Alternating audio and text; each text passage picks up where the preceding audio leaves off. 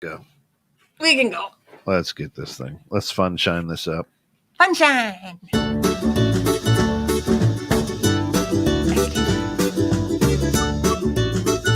We are on my page.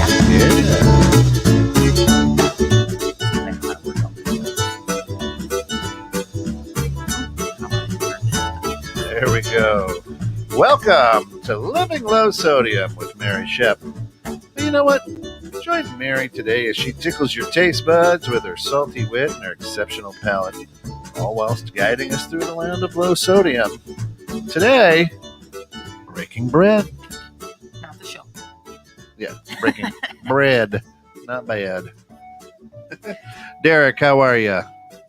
Good to see you. Oh, you know what's nice too? I guess I should say this, is that, my LoSo lifestyle is brought to you through the financial support of Reese's Barkery.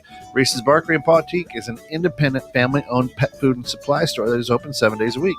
They specialize in premium pet foods and have 25 different flavors of locally sourced homemade treats for your dogs and cats.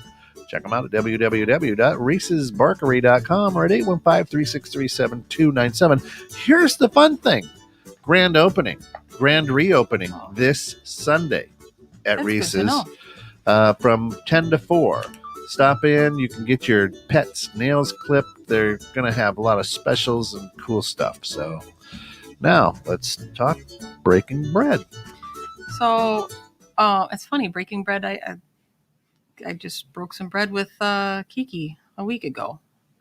We had dinner. It was fabulous. Absolutely fabulous. So it's kind of a tongue-in-cheek breaking bread because I've shared a lot of bread this week. Yes, you literally shared a lot of, hey, Gwen. Like, no joke, literally shared a lot of bread this week. I talked about it in the past. I think I actually brought it on the show one time, my covered baker. It's like a baking stone for pizza, but it's shaped for baking bread. And hey, Dad. So I got one.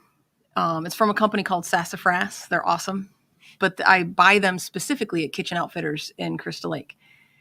The problem is the recipe that I make makes 2 loaves of bread. So I always end up making one for my baker and then the other one in like pans or something, and they turn out different. It's not that they don't turn out good. The recipe isn't any different. But just like searing a steak on a grill versus microwaving it, you're still cooking a piece of steak, but it's going to taste entirely different. So when you cook it in that baker, the steam actually that it creates forces the bread to rise differently. And the outside of it gets this beautiful crust. So it's like a crusty Italian bread, but the inside is just like a white sandwich loaf. So it's fantastic. Do you roll it and mark it with a B? I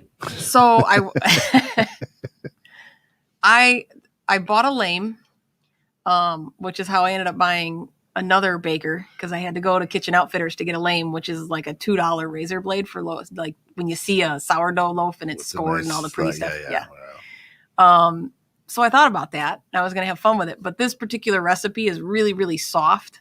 So you can't do the fun designs like that. Of course, my husband made suggestions about who is the bread going to, because he wanted to carve things that probably shouldn't be shared with the public. Something for Whining with Dawn, I'm sure. Yes, it would probably be very well appropriate for that show. And the jam, Speaking of Dawn, she had. I brought her some of my bread and my jam. She ate half the bottle of jam while we were sitting there talking. But it was so to break bread. Obviously, people know it as to have a meal with someone, to share a meal. Mm-hmm. If anybody knows me even remotely, or if you've seen more than 30 seconds of one of my shows, I love food. And it's how I share me. I share my love of things, and it's my passion. And there's something about sharing something that you've spent a significant amount of time creating, whether it's, if you make jewelry or if you make food or whatever you're passionate. Something you're passionate about. Right. Yeah. So when you put your heart and soul into something and you share it, there's a lot of meaning behind that. So I just can't help but think about, this sharing of breaking of bread, and, we all see it as to have a meal. But the the originality of that term or that phrase. Not that I'm an overly religious person, but that's where it's from. Is in the Last Supper. Jesus broke bread, because back in those times, you literally had to break it. Yeah. I don't know if you've ever had like artisan bread. It's like rock. It's really hard. You had to break it, but it was meant to share the meal so all of the people would eat. And hey Ted, but like when you think of breaking bread and the times that we're in now, and I couldn't help but think and be scared just a little bit about what happens when we no longer break bread. Even myself, I find myself, and I know this isn't necessarily low sodium, but I love to share meals with people. I love to share my food with people, and I can't anymore. I mean, I can, but I can't. Yeah. I mean, you're not to the senile place where like your fake eyelashes are falling into the soup. Yeah. But you're not having these big gatherings and people and things and sharing all of these meals and thoughts and passions, and everything is just so compartmentalized. So I find myself making loaf after loaf after loaf of bread, individually delivering these things. So it's like a wedding, right? Right. When you go to a wedding, there's always stress. It's crazy. And then you sit down to eat, and it's like, oh. And then it's stress and crazy again afterwards. Well, that's the nature of that. On a side note, it's always funny to me when someone comes through my store and they're all excited and you can see that they're just glowing with excitement and passion because they're getting married and they're printing their invitations. And you're looking at them going like, oh, when are you getting married? Like, oh, this Tuesday or Saturday or whatever it is. It's like, oh, yeah, well, come back next week. I want to see the look on your face when you tell me that they delivered the wrong food and the dress was ripped and the cake went flat and this happened and then the storm hit and then there was a water main leak. Right. Like, I don't care who you are and how much money you have. Your wedding will not be perfect. It will not be perfect. But in thinking of all of the things that you share, like what happens when we can't have that table anymore? And you think of we were talking about this before the show, that and again, not to take this in a religious, I don't mean to take it in a religious way, but I was raised Catholic, so whether I practice Catholicism now or not is irrelevant. It's part of my upbringing. That, there's a passage in the Bible that says that it's hard to remain enemies when you've broken bread together. So if we can't break bread together, what does that say for us going forward? Yeah. You can't, at the dinner table, even my husband and I, it's just us. We don't have kids. But it's still like, yes, my phone is on the table because I have responsibilities. I have a store. And if that lights on fire or burns down or a deer runs through our building again, I need to be able to answer the phone. And for those of you that didn't know, yes, I had a 6-point buck run through my store.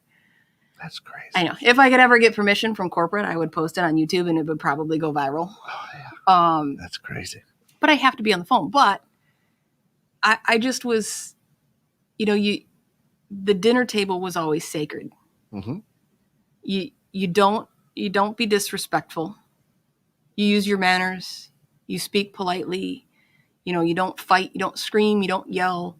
And even when you picture this boisterous, Italian, Irish, or whatever families, that there's always the grandma or the mom going, no, you don't do that at the table. Hitting you with the spoon. Take that elsewhere. You wait until afterwards. You boys take it out back. But right now, you better apologize, and the two of you get along.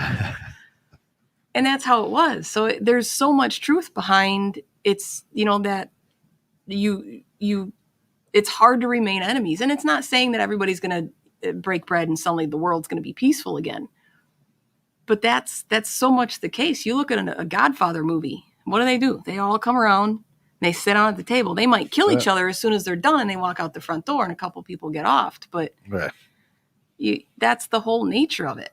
It's hard to sit down and peacefully, respectfully, with manners, have a conversation with someone in not, I mean, yes, you can come out without any insight, but if you're open-minded, you're going to come out with a little of something.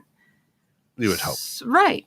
So I was a little saddened just thinking that I'm making all of these loaves of bread to hand deliver, because of the fact that we're just not breaking as much bread.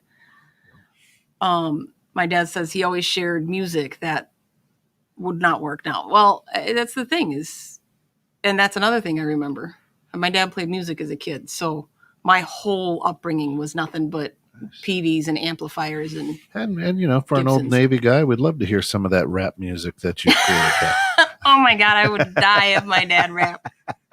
Although one time, my Uncle Rory, who I think technically is my cousin, my mom's cousin, either way. Anyway. For years he played music with my dad, and my husband was then my boyfriend, swings by, and they were, of course, making comments because here we are 16 and they're in their 40s, joking about the difference in music. And so my uncle asked if there was anything Ben would like him to play. So Ben said, why don't you play some 9 Inch Nails?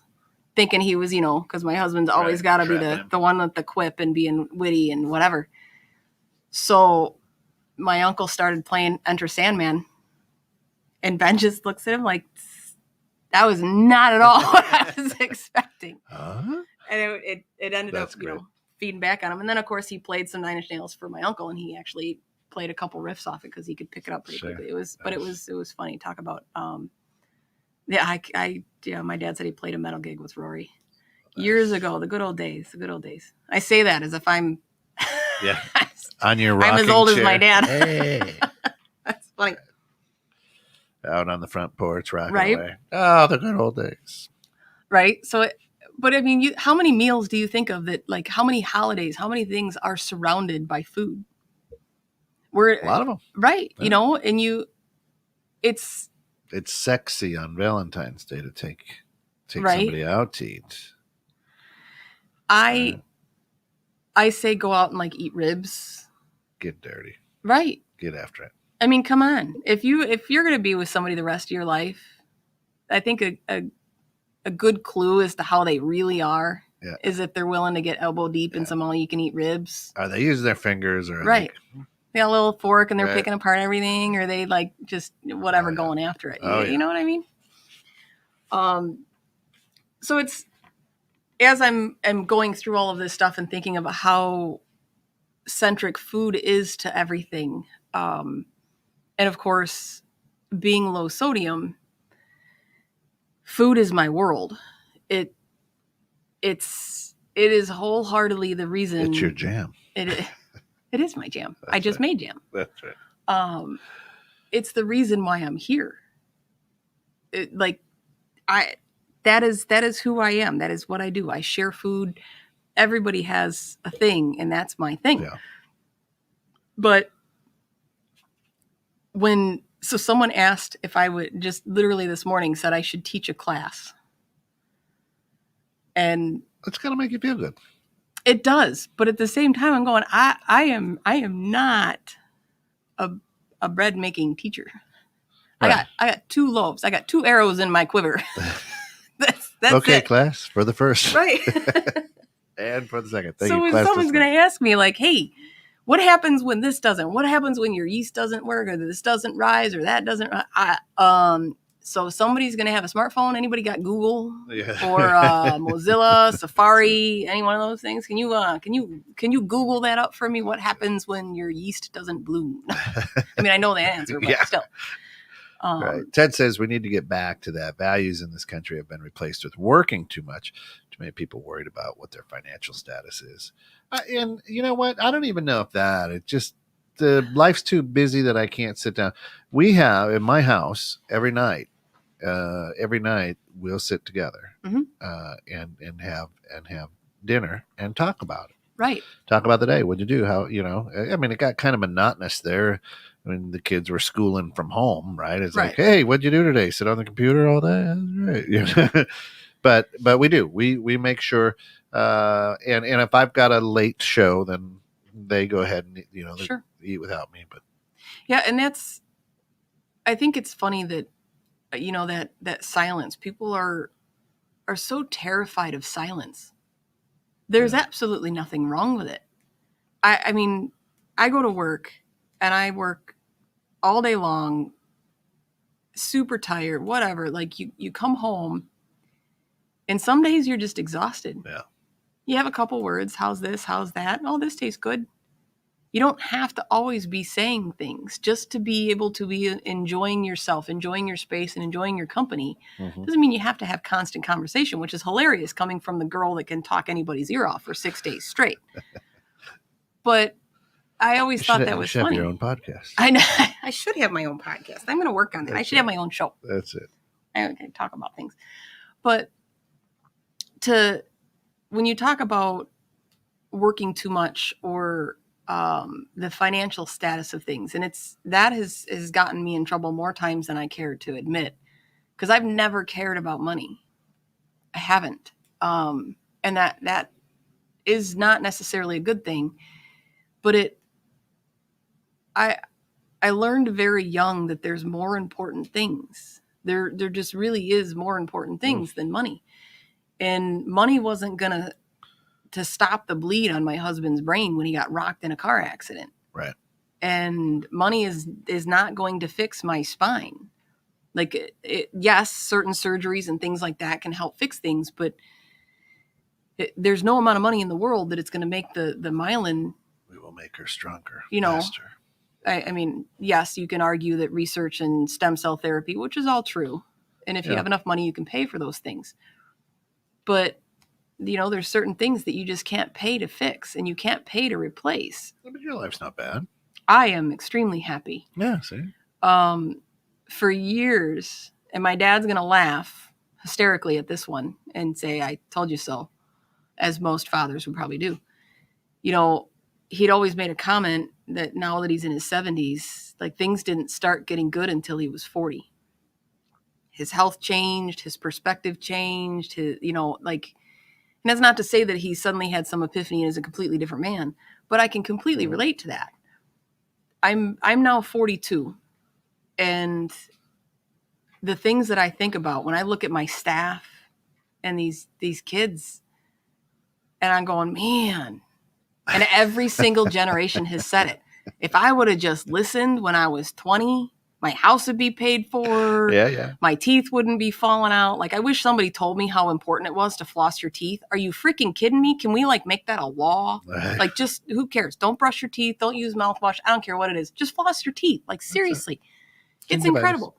But that emphasis on, what is important and what is not. Mm-hmm. And I can't, it's funny to me when someone says, if I explain to them, so my limp has been worse this past couple weeks than other weeks. Every person, did you hurt your foot? You hurt your leg? What happened to you? No, it's just my stuff's acting up. Oh, I thought you were all done. I thought you were good. I thought you were fixed. You don't really fix a hole in your spine. It just kind of heals and scars over and usually the scar tissue causes more problems than the hole.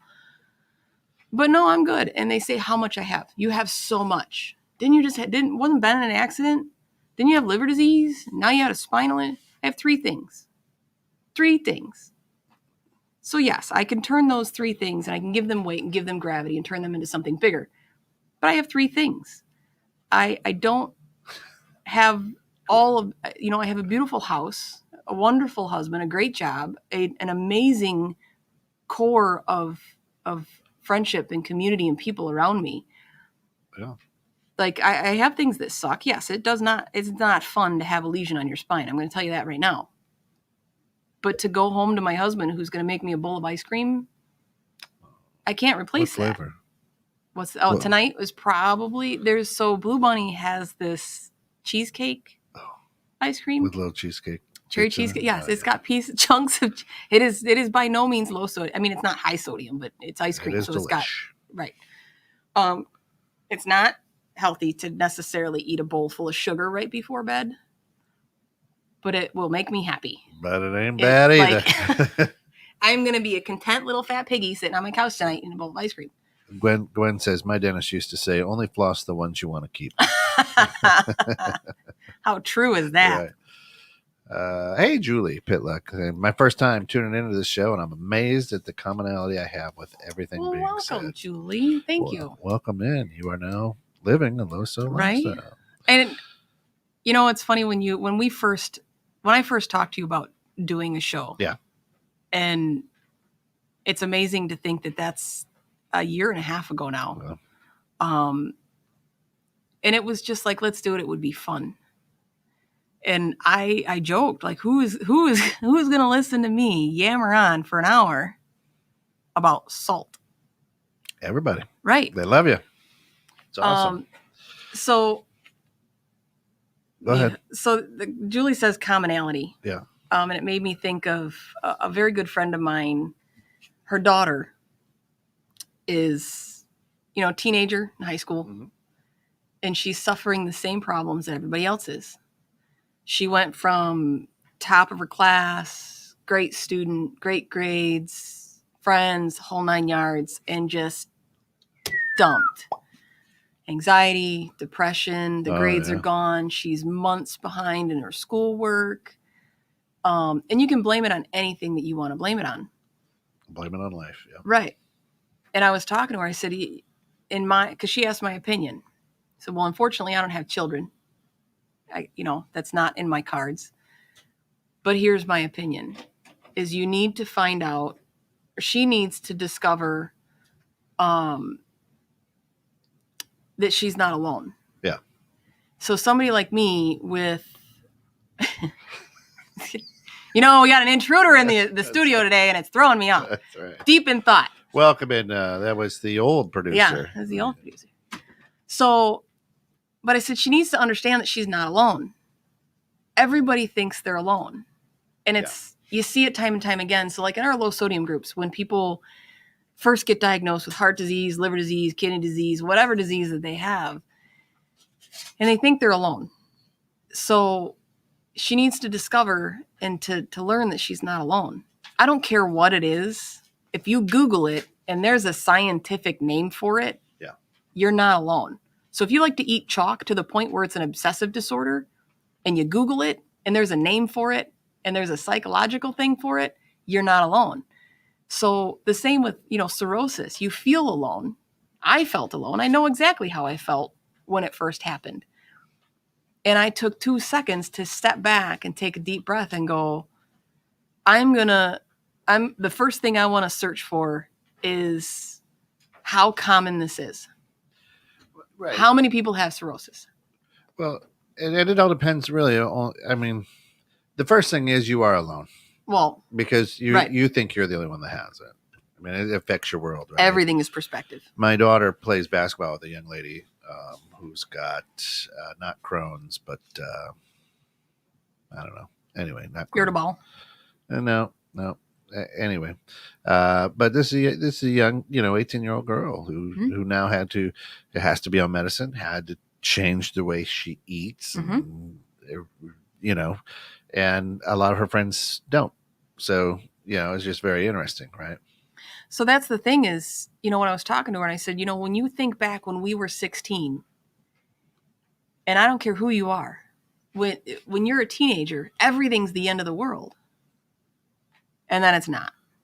Right. It's the most microbial blip in time that you can, the whole world is going to crash because Kent yelled at me.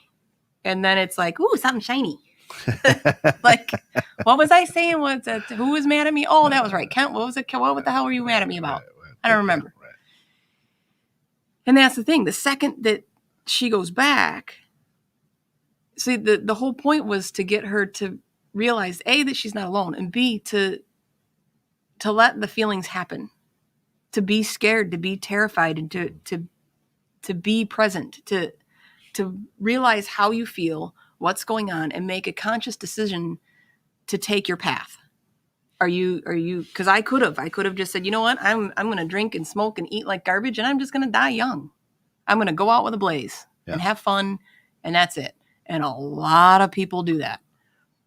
Or you can take the mediocre path, which a lot of people do. They quit drinking, they quit smoking, and they eat okay.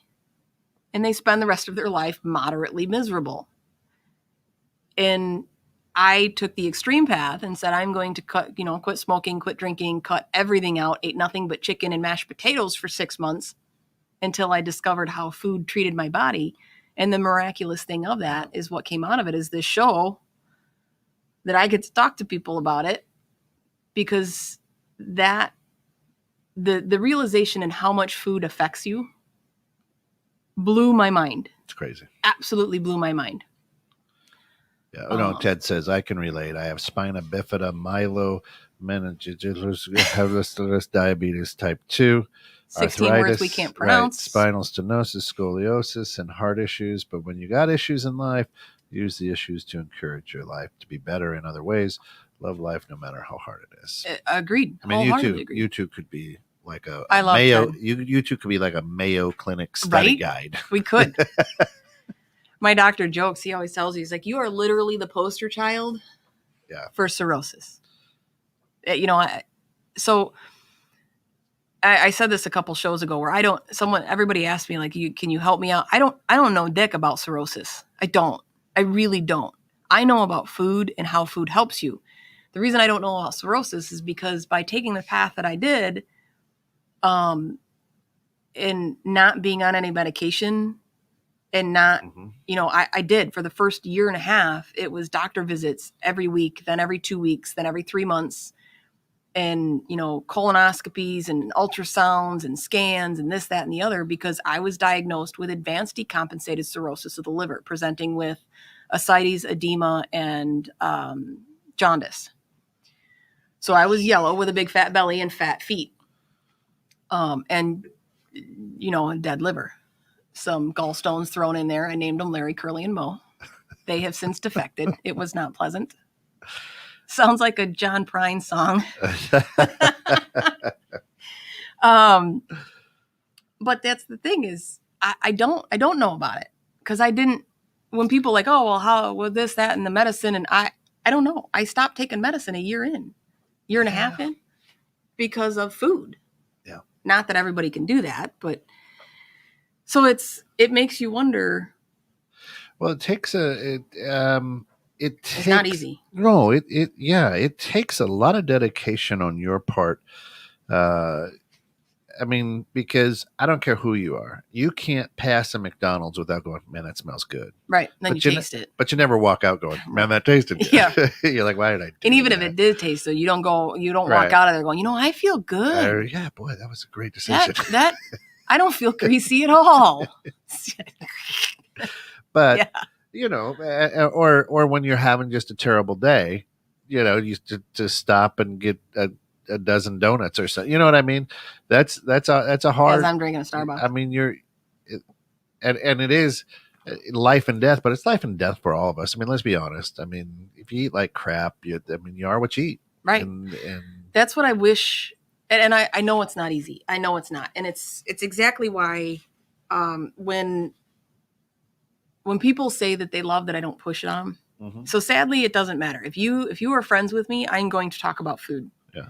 So if you're sick of it, you're tired of it, you're bored of it, then we shouldn't be friends, because I talk about food a lot. Yeah. But I don't push it down your throat. If you and I go out to dinner and there's no salt shaker on this table, like, and you put 16 pounds, I don't care. You want to put salt on your food, put salt. You want to drink booze, my husband drinks. You want to smoke cigarettes. Thankfully, he quit shortly after I did. I don't care. It's your life. You live your life. You do what you want. Right. Although I did have someone point out quite some time ago that I was a hypocrite because I drink Starbucks. Most of my Starbucks is free. It's a long story. And I'm not paying anybody or bribing anybody or doing anything. It's a stupid app that I play games for, and I win Starbucks. So I don't have to pay for my coffee. But when I drink Starbucks, it's not a frilly frou-frou 16 pounds of sugar. It's a straight up latte, which is just really strong coffee and cream. That's it. Steamed milk. Right. And I don't even get the foam. Right. It's like a triple shot of espresso because I like coffee. I really do love coffee. I wish somebody would have told me before my liver failed that drinking coffee has scientifically been proven to help reduce your chances of liver disease. Well, there you go. But it's got to be black coffee, because the bad stuff that's fat soluble, which the creams and stuff, is bad for you. But those are delicious. Right. And I'm not saying I don't like creamer. My husband and I go through creamer like candy, the nice super sweet stuff that you like. Yeah. We really do go through it, but I have very few vices, and creamer and ice cream are, I mean, they kind of, one's just one month, one's melted. It's the same family, right? It's the same family. In the morning, it's pretty much just melted ice cream. It's the same coffee.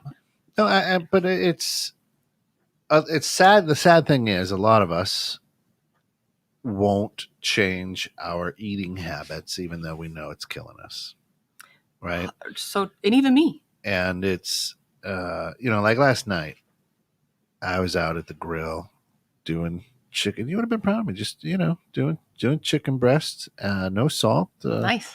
There was, as Sweet Baby Ray's does have plenty in it, right? But it does. You smother that 350 milligrams. But I really kind of just glaze that. I don't smother it in. Sure. Well, to grill it right. Yeah. Otherwise, it gets in your grill and it's gross. That's right. And then the potatoes and the garlic and the peppers and the onions right there on the grill as well. But it's just a joy then to sit down with the family when you've done that. Mm-hmm. Spaghetti squash was delicious, right? Oh yeah. So it's just, I mean, we all had a blast, and we laughed, and we ate, and it was just a good time. And right. And you live for those, right? I mean, there was a time where we had all 4 kids around the table. It was crazy. And I see that's the thing is, it's one thing with family. Yeah. And I love that that's the relationship that my husband and I have, is that, dinner is dinner, and we share a love of food, and he's a foodie because of me. Like sure. he more so eats to live, and I live to eat, but he's passionate about it now because I am. Yeah. But as I look out, very rarely do I bring the whole zombie apocalypse into my show, but I can't help but look out into the times that we're in, and the world has been through so much. You think of everything, and just even from a couple shows ago, when we were talking 100 years of food history. Yeah. You talk 100 years.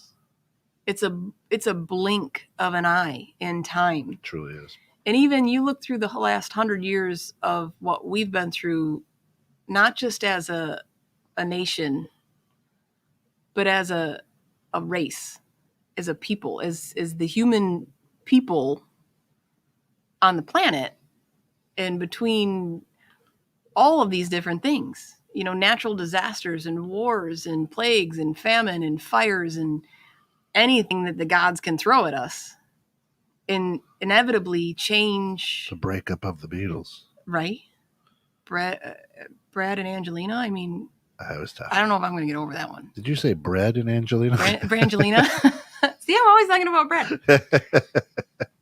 But, you look at, and I'm always the one that is the silver lining, dork, goofy. Like, you look at the forest, and in order for it, the pine trees, for them to seed and grow new life, they have to burn. Like, there's certain species, they have to burn. The whole tree doesn't die. If the tree is healthy enough, the weak ones die, they get burnt and they go to a crisp. Big, strong, healthy trees, half of them get charred off, they lose their pine needles, the whole 9 yards, but the pine cones drop and they open up. And I learned this in like 4th grade. The forest has to burn, the pine cones open up, they release their seeds, and the ashes fertilize the soil, and you get new life. And the ones that died create, and because the new ones have to grow back their canopies, it allows the sunlight to come through to propagate these young saplings to come up and create the forest again. So it literally, not preferably, literally has to burn to grow again. And I've always loved that phoenix type story that there's always a balance. Someone dies, someone is born. It's a circle of life. It's just how it goes. So it's not going to always be the best. Well, it's not going to be what you want. You said that Ben now is a foodie because you're a foodie, and it's interesting. I've been, for 8 months doing Noom, and just this last week, Alice is like, okay, what can I do to buy? What can I buy to help you? Right? It takes time. Because I haven't gone away from it. I'm like, man, fresh vegetables, fresh fruit. Just get food, Right. not processed, not Right. give me the green Not food. the Give TV me dinners. yeah. Let's stay away from the frozen pizzas, even though a frozen pizza now and then is absolutely delicious. 100% agree with that. And that's even now. People look at our relationship and from the outside, that bubble. Yeah. The glass looks crystal clear and it looks like we live in this perfect little snow globe. And my husband and I have a beautiful marriage and a beautiful relationship. And, from day one, he supported me and he was, I'm going to write a book and on the back of it's going to say, I couldn't do this without my husband. Marriage is hard. It is really hard. And it's not that he was never supportive, but I was the one who almost died. Yeah. His perspective is I almost lost my wife, not I was the one who was going to die. He went through that with his car accident. And my perspective was I almost lost my husband. Yeah. So when you flip that coin, he doesn't have the motivation. He's every doctor has told him over the course of time, I don't care what happens, every time we go to the doctor, you're the most boring man on paper. He's quit smoking and drinking, and he drinks a lot less than he used to. But he's still really boring on paper. But when he did smoke 2 packs a day and drank like a fish because we didn't have kids and we can do whatever the hell we wanted. Yeah. And even still, we go to the doctor and you should not look this good. You drink far too much. You smoke far too much and you eat garbage. Like, how are you doing as well as you're doing? And it was pretty much the same with me. You just look boring on paper. But he didn't have that, so to become a foodie, it was more of I cook in the kitchen. I'm constantly in the kitchen. And it's, you start to feel like an asshole when you don't help. Yeah, but you know what? There's more conversations that go on in the kitchen than in any other room in the house. 100%. Except maybe the bedroom. 100%. Yeah. That's why every house should just be a giant kitchen. Big kitchen. And some bedrooms and other places. Yeah. Like, and a toilet. Right. But it is. I mean, you go away. I just try to go into a friend's house and just stand in the kitchen and listen. I mean, there's conversations that happen all the time. So every once in a while, I have a brunch at my house. A couple of ladies get together, just have a brunch. And every time I have a beautiful dining room table. Yeah. And every time I have intentions. Set that up. And we never make it out of our kitchen. Just sit there and enjoy. I got plates and placemats and everything. And it doesn't matter. The second the food comes out of the fridge. And the last time I had a brunch, the serving bowls made it to the counter. And everybody was sitting down. And it's like, why don't we just eat here? You don't even leave the kitchen. Right. So, but it's funny because as I was looking at the history of breaking bread and reading up on it, reading 8 million different things, because obviously, as we all know, one thought turns into another and turns into another and turns into another. And of course, I come across edible currency. And you want to talk about how this central... isn't the little chocolate coins. No, yeah. Central food is to the world. And we've gotten so far away from that. You want to talk about money being the center of everything. And I can't help but find the humor in the fact that even today, that salt in some Ethiopian tribes is still traded as currency. So in ancient Rome, legionnaires could be paid in salt. This explains the origin of the word salary, which comes from the Latin word salarium, which is a ration of salt. The custom of paying people with salt is also widespread in ancient China and East Africa during the Middle Ages, where salt was the main currency. More recently, salt was used as money in a number of Ethiopian tribes. Interesting. Right. So the thing that I have to, and it's funny because now the number one diet prescribed by doctors is low sodium. Yeah. Falling right behind it is sugar management. You'd be broke, sister. Right? Or I'd be rich because I can't eat it. Or you can just hoard it. That's it. I could hoard it because I don't need the crap. One spectrum to the other, yeah. Right. So I can't help but find the irony in the fact that, the number one diet is to manage your salt, it's almost like telling you to watch your finances. So, I mean, was that just because it's a preservative? Or? It is not a preservative. Right. I mean, why would they pay in salt? I'm just curious. I don't know. It's interesting. The same with spices. So there's spices that were used as currency. Turmeric was used as currency. The wise men, you think of them bringing spices and myrrh. And apparently I keep going back to the, holy crap, I know more about the Bible than I thought I did. Very biblical. I paid better attention. There's a closet somewhere in the back of my head from CCD. I'm trying to think of my teacher's name.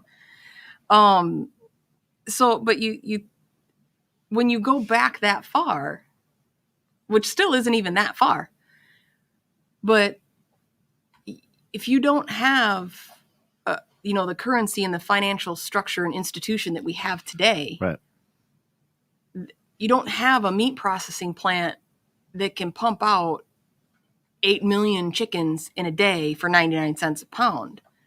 So if you're really good at putting horseshoes on horses, and I raise chickens, well, guess what? You're going to shoe my horses and I'm going to pay you in a couple chickens.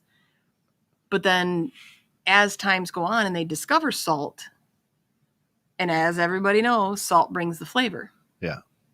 So they just started trading in spices and salt. Huh, interesting. Yep. Tea, which I never would have, I guess so. In some Asian countries, yeah. Tea is extremely popular. Bricks of tea were used for centuries instead of coinage in China, Siberia, Tibet, Turkmenistan, Russia, Magnolia. I need a nap. Steel magnolia. Right.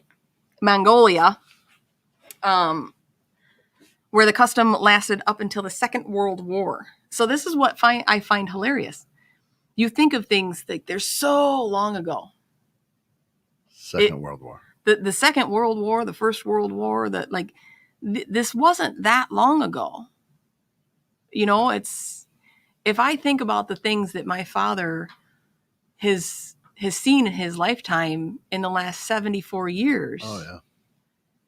It's insane. Like if you thought of bringing your child home from the hospital today in anything but a car seat that was installed by an actual trained certified fireman, not in the back seat of a Buick that wasn't even necessarily by law to have seatbelts. Right. You just laid them on the back seat and said, I hope they don't roll on the floor and get sand in their teeth. Right. Times have significantly changed.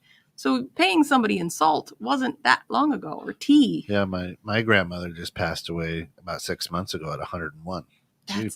You figure that. Right. Like what she's seen growing up and through life. Mm-hmm. Crazy. Yeah. Well, that's why I think it's funny when I talk to people. So when you see the younger ones that work in my store, and whenever they witness something, just in the last, I survived. I did survive. Yeah. Didn't I come home in a GTO, or that was Trina probably? Yeah. But the younger ones that work in my store, and they're all over 18. You have to be to work in my store. But when they witness something, and again, I'm not old by any means, but I've experienced plenty in my life. I've been a bartender. I bartended the Sturgis Harley-Davidson rally. So I've seen some things. I haven't been through a world war or anything like that, but Sturgis is interesting in it's of itself. So you should go see that once in your lifetime if you can. But to have one of the younger guys saw someone say, a guy say something horribly crude to me, I just chalk it off. No big deal. You can go on your way. That's right. Nice try. Valid effort. Fail. Bye-bye. You can go check out and we'll see you some other time. And the look on their face is just absolutely floored. Like, I cannot believe, like, holy crap. Like, you hear stories and blah, blah, blah. Yeah, it happens all the time. Or one of our cashiers is Hispanic. and he had a kid, someone yelling at him. I can't understand what you're saying. Now, here's the irony. He's a horrible Hispanic. He speaks horrible Spanish. They speak it in his house. And he's the first one to tell you, like, I speak better English than I do Spanish. I was born here, raised here, has zero accent. But because he's brown, there's a dude yelling at him going, you need to get me somebody else. I can't understand a damn word you're saying. Like, dude, he speaks better grammar than I do. I don't know what you're talking about. And again, these other kids are just floored that this is happening because in their sheltered world, it hasn't. And when you think of the fact that not that long ago, that it was commonplace to think like that, to act like that, to treat like that. And not just when you talk about all spectrums of things, from how you eat to how you treat people to all of it across the board, the perspectives change over time. So when you, like you're saying how it's hard, 8 months you've been doing Noom. If you've spent your entire life being raised that eggs are bad, they're going to kill you, they're high in cholesterol, they're horrible for you, you shouldn't eat them. Or you've been raised the majority of your years in the beginning that a certain race or people or religion were bad. Yeah. It is, even once you come to the realization, they do suck, but we all stereotype. So that's right. So we all suck. We do all suck. Just some are more willing to admit it than others. But it's really hard to change. And even once you realize, and someone shows you irrefutable proof, you can eat eggs. They're good for you. You should eat them. They're a great source of protein, iodine, everything. You should eat eggs almost every day if you can. Every time you eat, you're still going to have that in the back of your head. Like, oh my God, I had eggs 3 days this week. We're all on that roller coaster. First, they're good for you, the whole thing. Then the yolks are bad, high cholesterol. Right. And then the whites are bad, but the yolks are good. Right. And now they're all good. Which spawned the egg white omelet, which is an atrocity. Ugh. Are you kidding me? Brutal. Yeah, no. But that's the thing is, once you get that mindset of something in your brain, you can change. Yeah.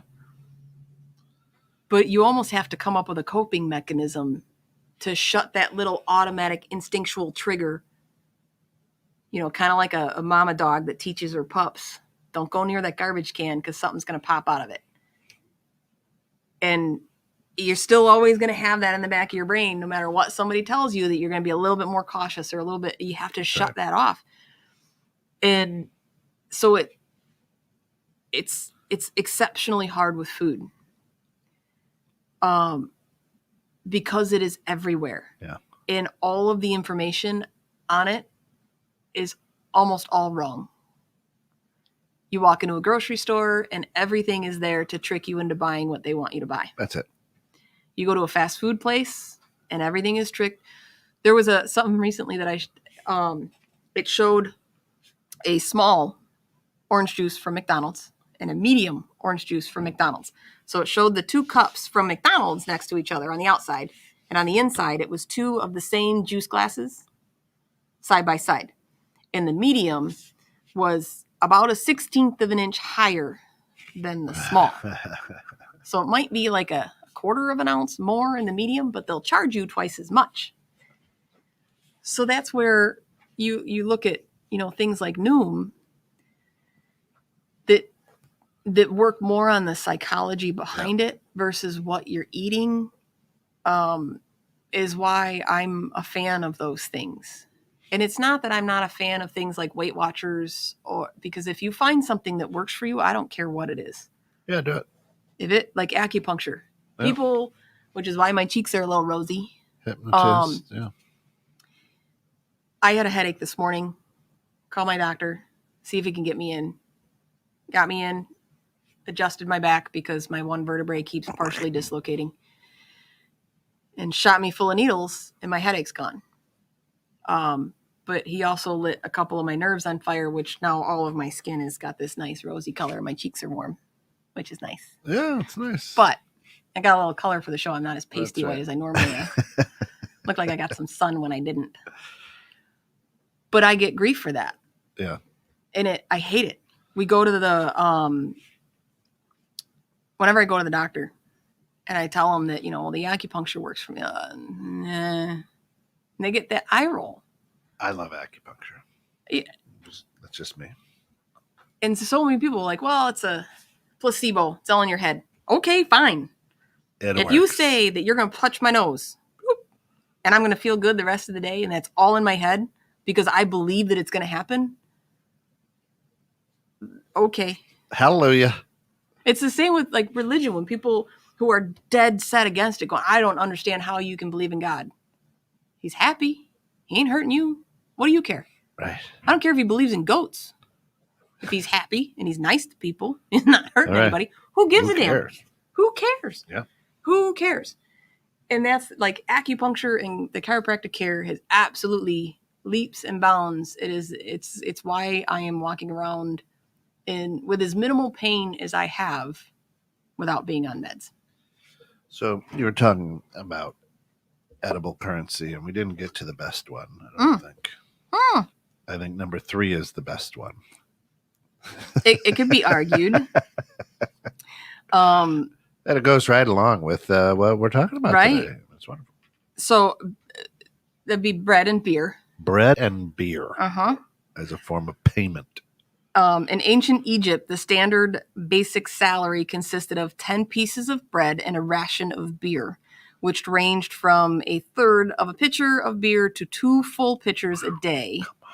This practice proved useful to the inhabitants of Angola in the late 1980s when they were forced to use beer as currency during a period of hyperinflation. 1980s. It's funny because Egyptian scholars have actually found pay stubs. Like, not necessarily, what is that? I don't know. It's just something that Facebook is goofing up again. So there's, I have a tens pen that helps me. Yeah. I don't know what that is. I don't either. So I wonder if that's a typo. But anyways, they found a paycheck. I'm guessing it's more like an accounting tablet where they showed, Kent got a pint of beer and 6 loaves of bread, and we paid him for chopping rocks and building our pyramid today. But I can only imagine. So I have had artisan loaves. 2 pitchers. And I've had like old-timey beer. Let's make it and see what it would have tasted. It's gross. It's pretty much just fermented wheat berries. Because it was quite some time before they started adding hops, because that was from a different culture entirely, and they merged the two, which is how we have a modern day beer. And yes, I know a lot about beer and spirits because I still do. And even when my husband gets a good scotch, like the one I shared with you. Oh yeah, that's good. I love the smell of it.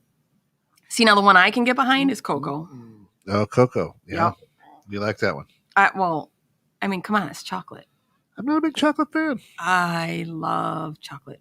Lucy isn't either. My 11-year-old daughter. She doesn't. She's not a big chocolate fan. The apple doesn't fall far from the tree. That's right. I mean, my wife and everybody else in the family does, but. See, Ben will argue that he's not a sweets person. Yeah.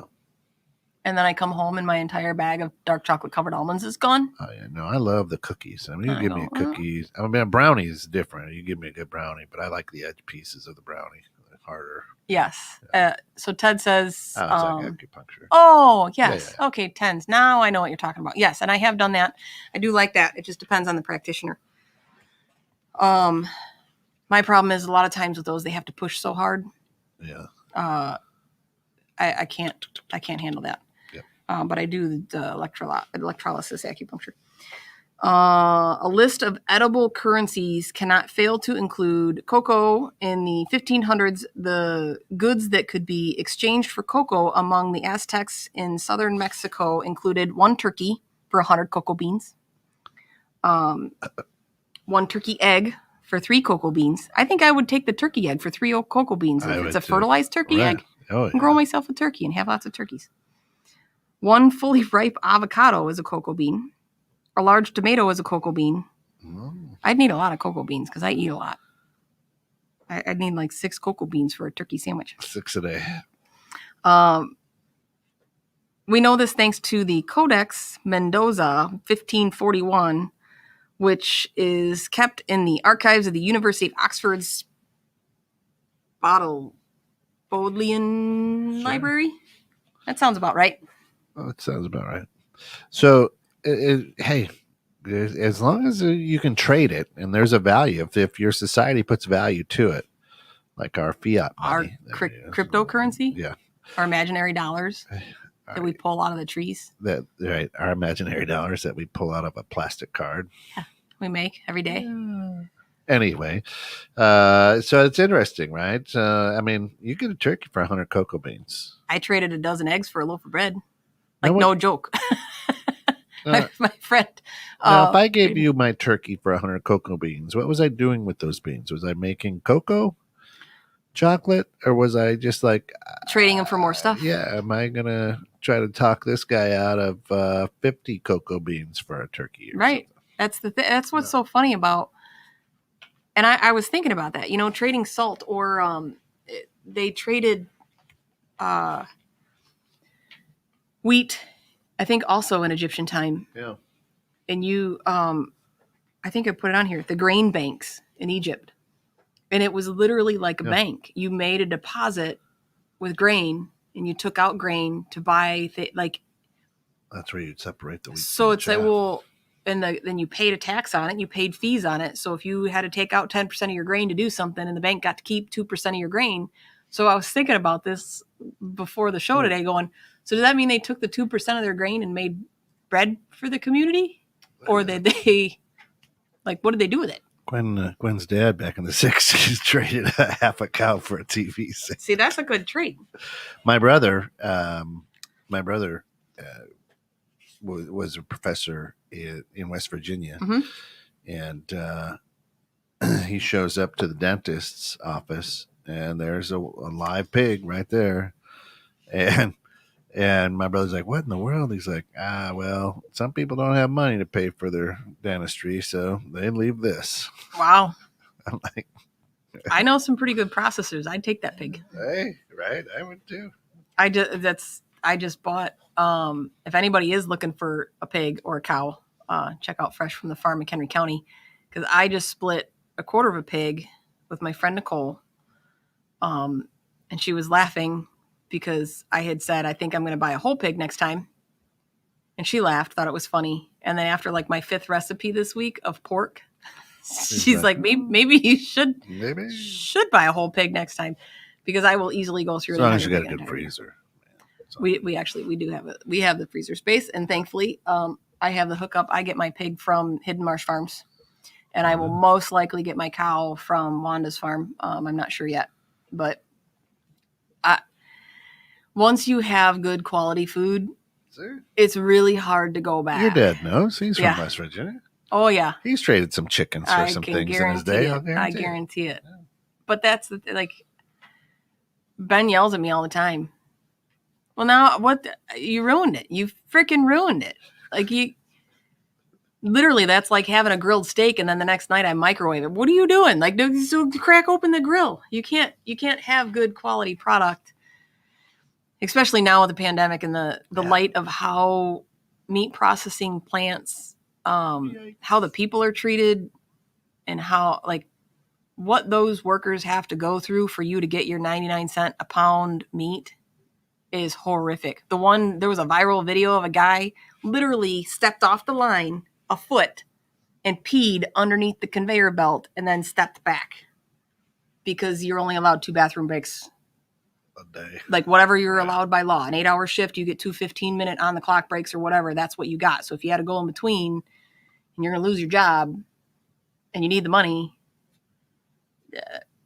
Wow. So I know that my pig was loved. Sure. And he went peacefully, and he tasted fabulous. Still tastes fabulous. Was that you? Oh, that was you. Yeah, that was mine. But that's the thing, is people don't like to know where their food comes from, because they don't like to think about killing something. I love it.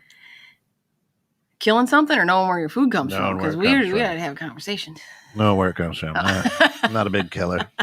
I was going to say, you don't like making anything mad. I don't think you're going to be the one that's killing a pig. The big killer. Yeah. You'll eat the bacon, but that's the thing.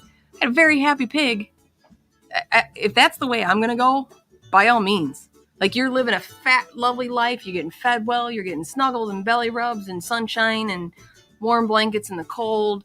And, like, all the way up to training them how to go on the trailer so they're not stressed out. So you and I are talking, and you're okay, and you turn around, poof, you're gone.